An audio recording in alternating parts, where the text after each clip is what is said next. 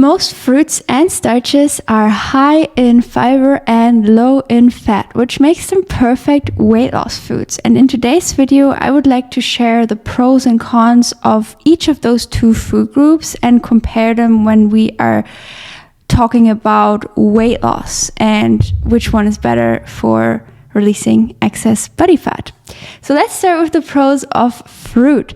The biggest pro of fruit, in my opinion, which makes it a perfect weight loss food, is that it has a low prep time. Because a lot of people who want to release weight say they have busy, they have kids, they have lots of responsibilities. So oftentimes in our daily modern world, we don't have as much time to prepare healthy food options. But fruit literally doesn't need to be prepared. If you have a high quality fruit like a watermelon, some mango, some papaya, some figs, some oranges, you just cut them open and you eat them, and you literally have the nature's fast food. Or it takes less than 10 minutes to just blend up a quick smoothie with different kinds of fruits in it. The other big advantage of fruit is that it is high in simple sugars. Now, some of you might still think sugar is bad, sugar makes you fat, but I'm here to tell you that is not true, because what happens when we consume complex carbohydrates is that basically gets converted into sugar as well. So instead of having the body do all of that effort and having to produce simple sugar out of these complex carbohydrates, let's just give the body the real form, the real simple, quick, accessible energy, and then it doesn't have to convert anything into glucose anymore, and that energy that the body would have to need for the digestion is going to be freed up for you to live your life, to do work, to do tasks, responsibilities, and to also move your body, because so much energy is going to be freed up from your digestive system that you are definitely going to experience a much higher desire to move your body, to go out for walks, to work out, to get into new fitness activities. So that definitely also, in my opinion, is a big pro of fruit when it comes to weight loss. Another one is that it also supports detox. And the reason why that also helps with weight loss is because if we have a lot of mucus in the body or water retention from toxins that the body is trying to kind of encapsulate so that they don't get to the actual tissue, and these toxins might come from more heavily processed foods and other things like that. And fruit helps flush all that out because it's naturally high in potassium, high in water, and again, high in minerals. And those minerals also help to kind of absorb some of these toxins, flush them out. It's also high in water. So when we flush all of that out, we naturally are going to look leaner, look slimmer without even having to burn any fat or be in a caloric deficit. It's just going to be flushed out. So that's another pro as well. And of course, there are many more benefits to fruit, but the last one I'd like to mention here is that fruit can be eaten in its raw, natural, whole, living form. So we are not really losing any nutrients by cooking or baking or frying. It's just going to stay intact. And of course, these nutrients, these vitamins, these minerals, the fresh living water is going to hydrate our body on a cellular level, and it is just going to lead to increased vitality, increased feel-good hormones, and it's going to set into motion a cycle that is never ending and feels good. So that's the last one I wanted to mention about fruit. Now let's get into some cons of fruit. The first one is that most fruits need time to ripen. So when you buy them, you cannot immediately eat them. I mean, of course, there are exceptions like apples and oranges and most watermelons as well. But yeah, a lot of fruits are unfortunately picked unripe, which economically does make sense, because if they were picked at peak ripeness, they would have to be eaten almost immediately, so there wouldn't really be any time for them to be transported. Luckily, most fruits ripen after they have been picked, even if they have been picked before peak ripeness, which I think is pretty amazing that nature has designed it in that way for us to be able to ripen them after the harvest, but that, calls for a little bit more of logistical efforts. So you have to plan a little bit ahead and always make sure you're stocked up on ripe fruits and unripe fruits. The other one is that it is not always 100% reliable, and some fruits you open and they just don't really taste as good, or they're not as high quality. And you also need some experience in order to learn how and where to find good fruits. And it comes over time. I always find it interesting when I discover a new fruit. So this winter I've really been getting into oranges, and the more oranges I eat, the better I get at picking them.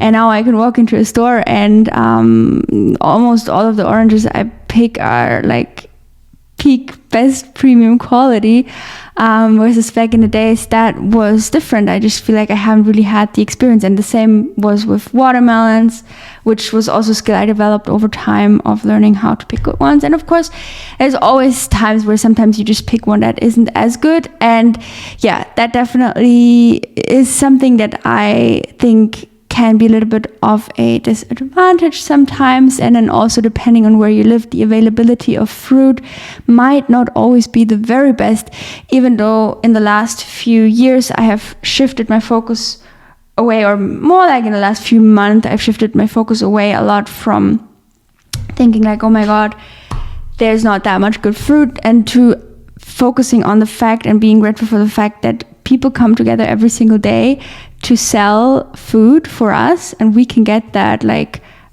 I don't know, it's different in other countries, but in Germany, supermarkets are usually open from 7 a.m. to 8 p.m.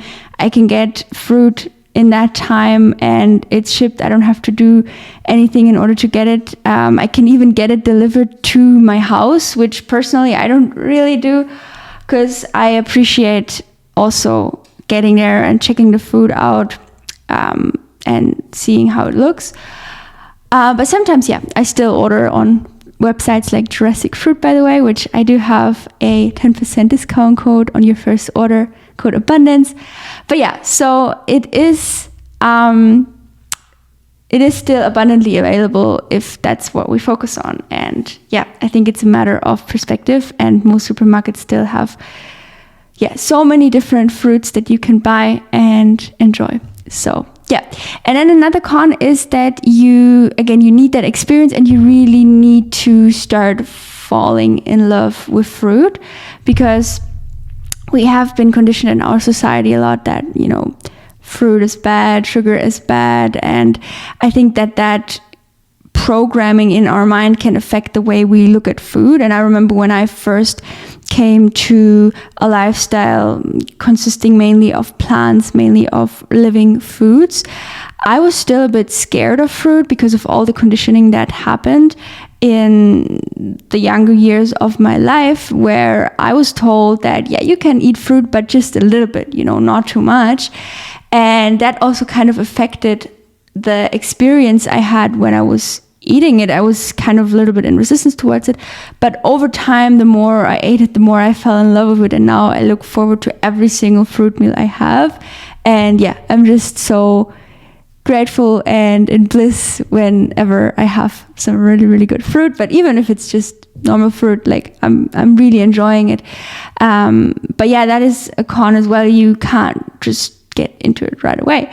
And then also the price can be a little bit of a disadvantage sometimes. So from having tried both like a diet based more on starches and vegetables, and a diet based more on fruit, I can definitely say that, the one on fruit can be a little bit more expensive, depending on where you're at in the world, of course, and also what kind of access and resources you have. So some people have like really great wholesalers in their area, and that can definitely make a big difference in the expenses. So now let's get into the starches. So one of the benefits of starches, I would say, is that it's very reliable. So when you have a potato, or when you have a bag of rice or quinoa or whatever kind of starch you want to eat, it's pretty much guaranteed that it's going to be good and that there isn't going to be anything with it that makes it maybe not taste as good. And also potatoes, for example, are known to have the highest satiety index. So they really, really help with satiation and grounding, and yeah, they're a little bit more dense, but in terms of, not in terms of calorie density, but just in terms of like the feeling you get, it grounds you, it's a bit more dense. And the last advantage of starch I'll mention here is that it is, of course, a lot cheaper. So depending on where you live and what kind of fruit prices and quality you have access to, it might, of course, be very similar. But overall, I would still say that if you had a bag of potatoes, sweet potatoes, or rice or quinoa, that would definitely be a lot cheaper than getting that same amount of calories from things like fresh, ripe fruits. Especially if you are leaning more towards buying organic and stuff like that. But of course, the price isn't everything, and yeah, for me personally, I'm always happy to invest my money into fruit because I always also see it as an investment in my health, in my vitality, in my life energy. And then the disadvantages are, first of all, you usually need a little bit more time to prep them, and potentially also some experience on how to prep them, how to make them taste nice. With fruit, you virtually don't need any experience in the kitchen because Mother Nature has already prepared it for you. So yeah, that is definitely also a disadvantage. And yeah, you will also have to add some sort of condiments, spices, sauces, which can still be done low fat. Because the thing is, when we combine starches or fruits with a high fat diet, then that will take away the benefits from these foods, because then it's no longer a low fat food. And then also the energy, the simple sugars or the more complex carbohydrates from the fruit or starches can no longer be absorbed into the cell as effortlessly and easily. So we'll kind of lose the benefits of these two foods. So yeah, that with starch can add up though. If we add some things that are maybe higher in fat, then it's no longer low fat food, and then yeah, that can be a problem. And then also, now that most starches cannot be eaten raw, or it's not recommended to do it, things like sweet potatoes, for example, you can eat raw, but personally I would say that it's not very tasty, so it has to be cooked. And in that cooking process, we lose some of the nutrients, which I don't think is that big of a deal, because a lot of nutrients are still contained, a lot of vitamins and minerals. But it's not the same kind of nutrient and mineral and vitamin profile that you have when it's a raw, fresh, living fruit. And that also brings me to the last disadvantage of starch, and that is that personally, from my own experience, I have found that things like potatoes and rice are more mucus forming, versus fruit is alkaline, and I don't experience any mucus or anything accumulating in the body. What I have, however, found is that if I incorporate some vegetables as well together with the starches, I no longer feel that they have that big of a mucus forming effect. So let's summarize fruit versus starch for weight loss. I would say there's no right or wrong, there's no better or worse. For overall health, vitality, and life quality, I would personally say it's always the fruit. But when we are just talking about weight loss, I think it is so important that you feel comfortable with the foods you're eating, that you enjoy the foods you're eating, that you have access to delicious food, and that you are also able to take care of all the other areas in your life. Because if you focus so much on only eating fruit and no starches, and you lose touch of the other sides in your life, like social relationships, work, exercise, the financial side of life, then the benefits of the fruit might again kind of be outweighed by you having neglected maybe some of the other areas, if that makes sense.